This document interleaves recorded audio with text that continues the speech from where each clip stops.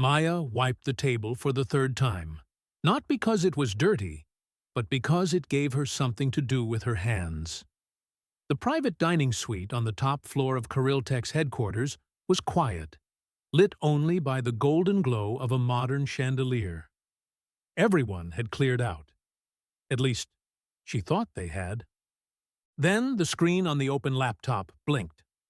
Lines of unfamiliar code flickered on the display. It wasn't just idle. Something was being accessed remotely. She hesitated. Her fingers hovered over the mouse. She had cleaned this room 100 times, but tonight, something felt off. She tapped a key. "Hey!" a voice cracked through the silence like thunder. Maya spun around. Her eyes widened. A tall white man stepped out from the shadows, suit pressed to perfection, anger written deep into his brow. Nathan Kirili, founder, CEO, billionaire. "What the hell do you think you're doing on my laptop?" he snapped, marching toward her. I wasn't trying to," she stammered. He didn't wait. His open hand struck her cheek, hard. The sound rang out in the silence like a gunshot. She gasped, stumbling back. Her hand flew to her face. Her eyes burned, not just from the pain, but from the humiliation. "You don't touch anything in this room unless your name is on the wall," Nathan barked. "I saw something strange. It looked like an override command," she tried to explain. "I don't care what you thought you saw." He was already at the intercom. "Security, top floor, now." Maya took a step back, chest rising and falling, throat tight.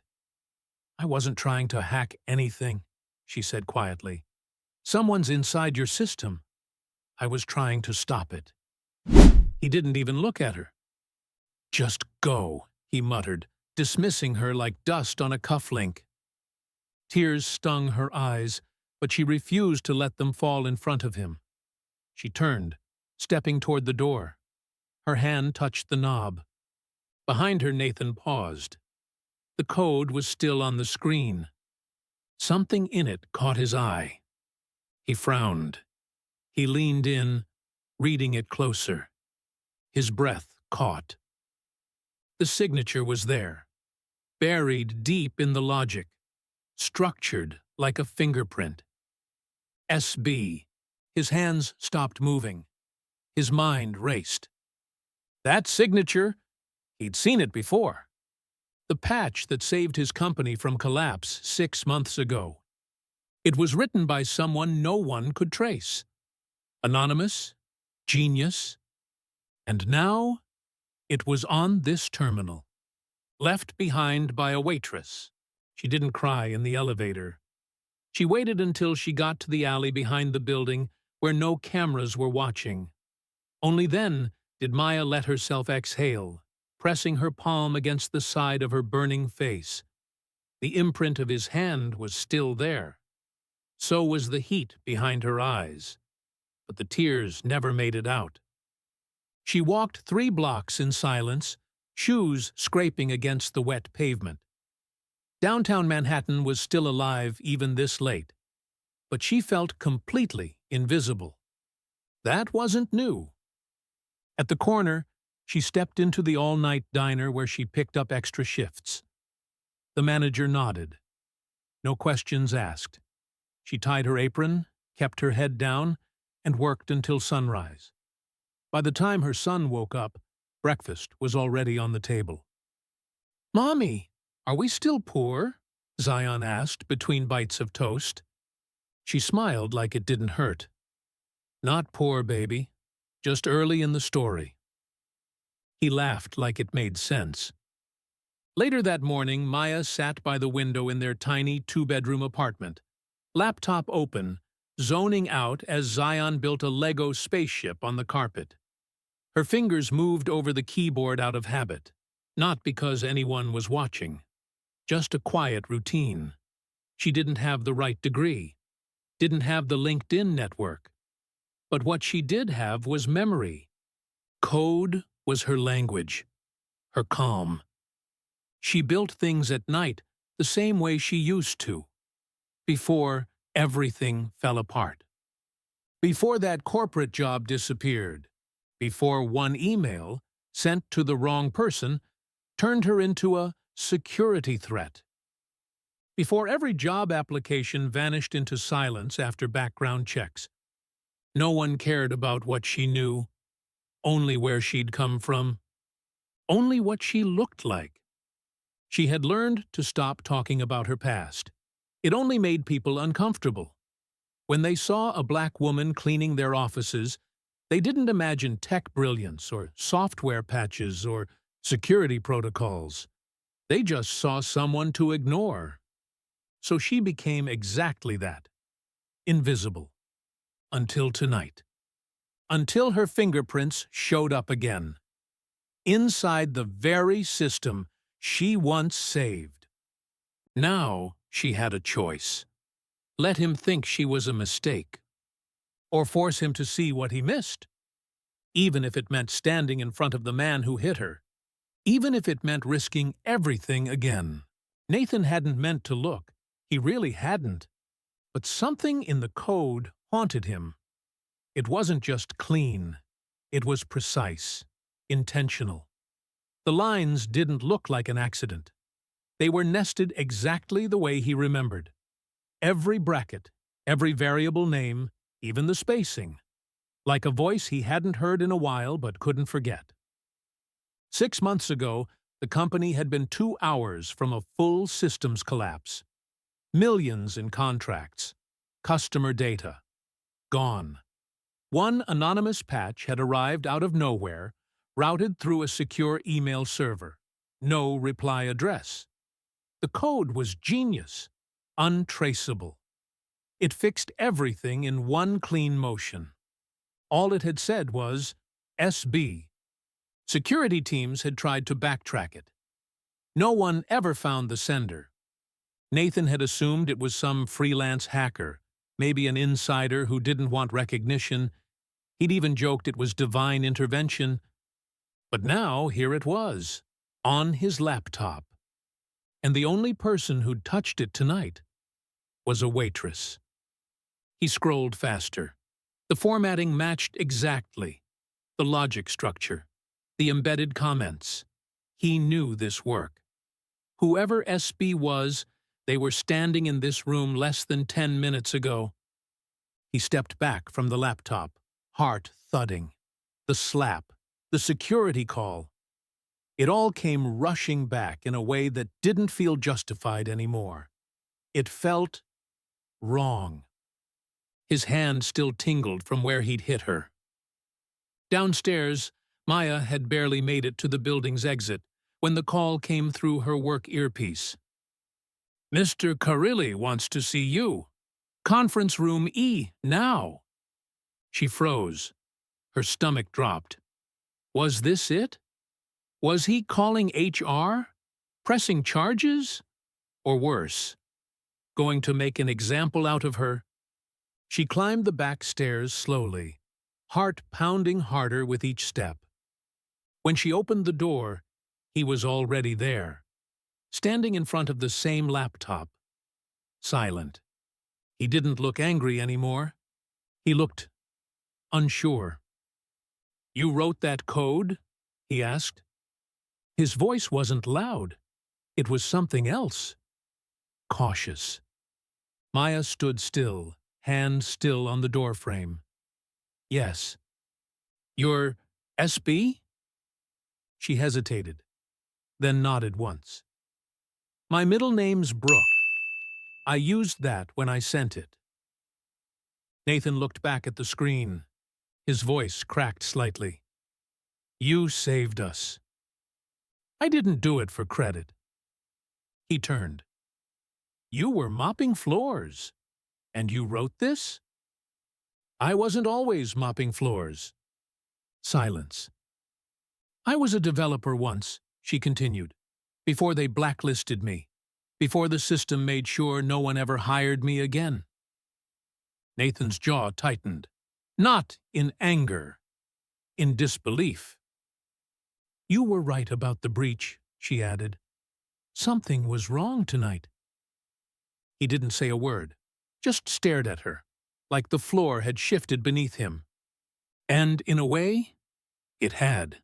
The next morning, Maya stood outside his office door, wearing the same shoes from the night before. Her cheek still held a faint redness, and her pride was stitched together with silence. She had shown up at exactly noon, like he asked. No one in the hallway looked at her. They never did. The receptionist gave a tight nod, barely lifting her eyes. "You can go in." Nathan Carrile's office looked like it belonged on the cover of a magazine. Floor-to-ceiling windows, cedar wood desk, a skyline view of Manhattan that screamed power. But it was quiet. He stood by the window, hands in his pockets, not turning to greet her. "You're the one who wrote the patch," he said. Not a question, a statement. "I am." "Why didn't you come forward?" She gripped the hem of her sleeve, the one still smudged from wiping counters. "Because people like me don't get believed. And if they do, we get punished for it." Nathan finally turned around. "Explain." Maya's voice didn't shake, but it came slow, careful. Every word carried weight. "I worked for Vectrate, junior developer. No degree, just skill. I was hungry. I stayed late. I built tools that made senior engineers look good." He said nothing, just listened. "Then one night, I found something, a flaw in their billing module. Looked like a bug at first. But the more I dug, the more I saw it wasn't an accident. Someone was funneling money into offshore accounts. Microtransactions. A few cents here and there." Nathan's brow furrowed, but he didn't interrupt. "I reported it, quietly. Followed the chain of command. I didn't go to the press. I didn't scream. I thought I was doing the right thing." "What happened?" "Within a week, my badge stopped working. My login was revoked. I was walked out by security like I'd stolen something. HR gave me a fake smile and a cardboard box." Her knuckles whitened. Then the silence started. Every job I applied to, nothing. I was labeled a threat, a liability. Companies don't hire people who ask too many questions, especially not black women without Ivy League degrees. Nathan sat down slowly. "I had a son to feed. I took whatever I could find. Floors to mop, tables to clear, and I kept my head down. Until last night." She looked up, meeting his eyes fully. "I didn't want anything from you. I didn't want your sympathy. I just wanted to stop your system from falling apart. Again." And for once, he had nothing to say. Maya stood at the far end of the glass conference room, surrounded by 3 engineers, all white, all male, all staring. The screen behind her showed lines of code. Her code. The code that had kept this company alive. She didn't want to be here. But Nathan had insisted. "You want proof she belongs?" he'd told his team. "Then listen to her." So they did. For the next hour, Maya broke down the logic line by line. Every loop, every failsafe, every reason she'd done it the way she had. They tested her, pushed back, asked questions with raised eyebrows like she couldn't possibly understand recursion or behavior modeling. But every answer she gave made them quieter. By the end, none of them had anything left to challenge. She wasn't just right. She was ahead. Still, when she stepped out into the hallway, her hands were trembling. Not from fear, from pressure. From the weight of being the only one in the room who had everything to prove. Nathan met her outside. "They'll never admit it," he said. "But you shut them up. Maya exhaled, almost laughed. That's not victory. That's survival. He opened his mouth to say something else, but they were interrupted. A man in a sharp navy suit stepped out of the elevator. Hair like polished silver. Smile like a blade. "Miss Williams," he said. "Mind if we speak?"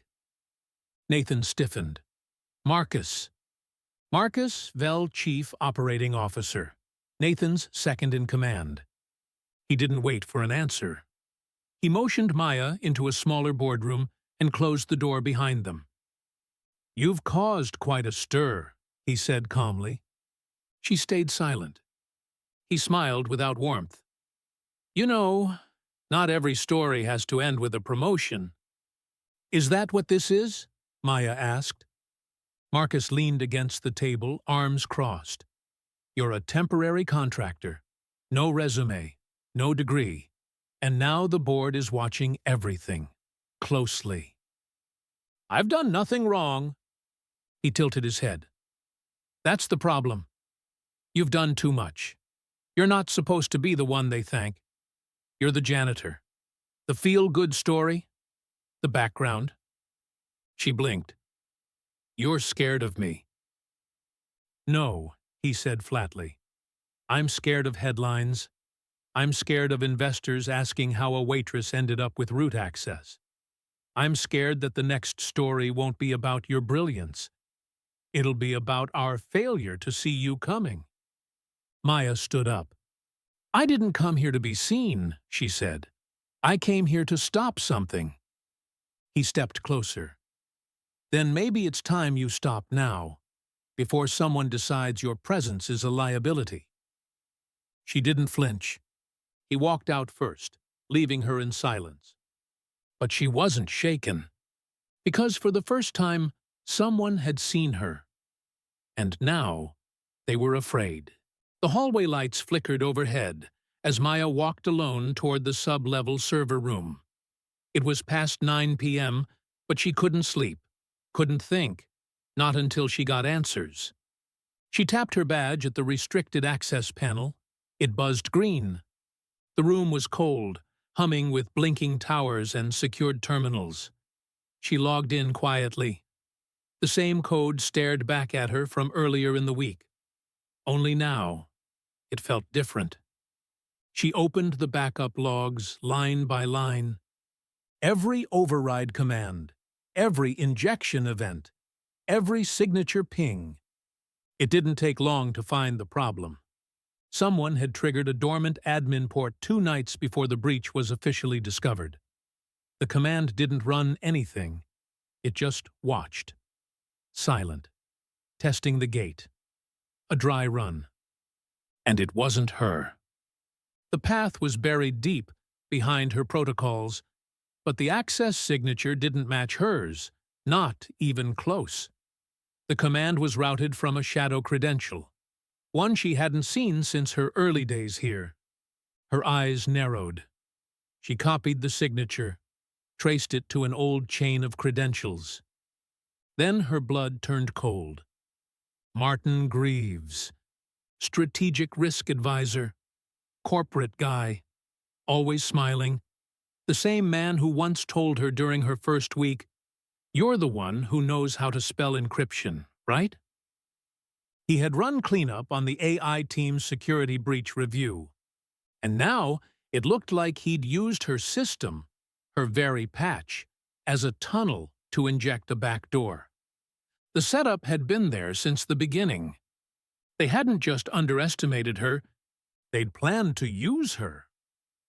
Maya backed away from the screen, heart racing. This wasn't paranoia, it was proof. She grabbed her flash drive and downloaded the logs. Next morning, Elise found her in the old engineering lab, where no one went anymore. She was sitting at a dusty terminal, eyes fixed on the data. "This better be good," Elise said, sipping burnt coffee. "It's worse," Maya replied. "Martin rerouted traffic through a ghost account. He used my framework as cover." Elise stopped sipping. "Tell me you have logs." "I have logs. I have timestamps. I have routing trails. The only reason it hasn't been pinned on me yet is because the final payload didn't execute. Elise stared at her. You know what this means? They're going to let me take the fall, Maya whispered. Not for what I did, for what he did. Elise paced. You want to take it to HR? No, Maya said. We take it to Nathan. Elise smirked. You sure he's still on your side? I don't need him to be on my side, Maya said. I just need him to care what happens when the truth comes out. That evening, in the hidden conference room with no security cams, Maya laid it all out. Logs, screenshots, tracebacks. Nathan stood frozen, eyes locked on the proof. This isn't just sabotage, he muttered. This is federal-level espionage. And they'll let me burn for it, Maya said, because I'm the easiest name to bury. Nathan didn't speak for a long time. Then he walked to the wall safe, entered a code, and pulled out a dusty drive labeled Full Audit Chain, Legacy Access. This, he said, is the only untouched data archive before your promotion. If he messed with code while you were still cleaning floors, it'll show. They worked through the night, line by line. At 4:13 a.m., Maya sat straight. There. Nathan leaned over her shoulder. One deployment command, signed by Martin Greaves. The digital fingerprint was exact. You're not just the scapegoat, Nathan said. You're the shield. They were always planning to use you. Maya's eyes didn't blink. Then let's burn the whole thing down. The lobby of Caroltech felt colder than usual. Maya stood behind the curtain, her hands clenched, a blue blazer borrowed from Elise pressed against her skin. Cameras were already clicking. Reporters murmured. The banner behind the stage read, Innovation through Integrity. She didn't belong here. At least, that's what they'd always told her. Nathan stood beside her, adjusting his tie with quiet hands. You ready? She let out a shaky breath. Not even close. He smiled faintly. Good. That means it matters. At 9 a.m. sharp, the lights shifted. The curtain opened. Nathan walked out first, head high. My name is Nathan Carili. 6 months ago, this company nearly fell apart. The patch that saved us came from someone anonymous, someone we never credited. That ends today. He turned toward her. Maya Williams, the woman who built that solution, was never just a waitress. She's a systems architect. And if you want me, you'll get her too. Flashbulbs erupted. Maya stepped forward. Her feet felt heavy, like the moment might swallow her. But she reached the mic. My name is Maya Williams, and for the last 4 years, I've worked at night. I've mopped your floors, taken your plates, and disappeared before your meetings started. The room stilled. I wasn't invisible because I had nothing to offer. I was invisible because no one asked if I did. Her voice didn't waver. Not this time. I once exposed fraud and lost everything for it. I stayed silent. I stayed small until your system started collapsing, and I couldn't stay silent anymore. She looked directly into the cameras. I am not a security risk. I am security. A pause. Then applause. Reluctant at first, then rising. From the back row, Zion watched from Elise's side, legs swinging off the edge of the folding chair, eyes wide. He smiled as his mother took a breath, calm and grounded. Later, in the lobby, board members shook her hand. Even those who once doubted her. Nathan leaned close and whispered, They finally see you. Maya shook her head. Number I see me. That's enough. That evening, she walked Zion home through Central Park. The wind tugged at her scarf, leaves swirling at their feet. "Mom," Zion said, "we're in a movie now, right?" She laughed. "Not a movie, baby. Just finally on the right page."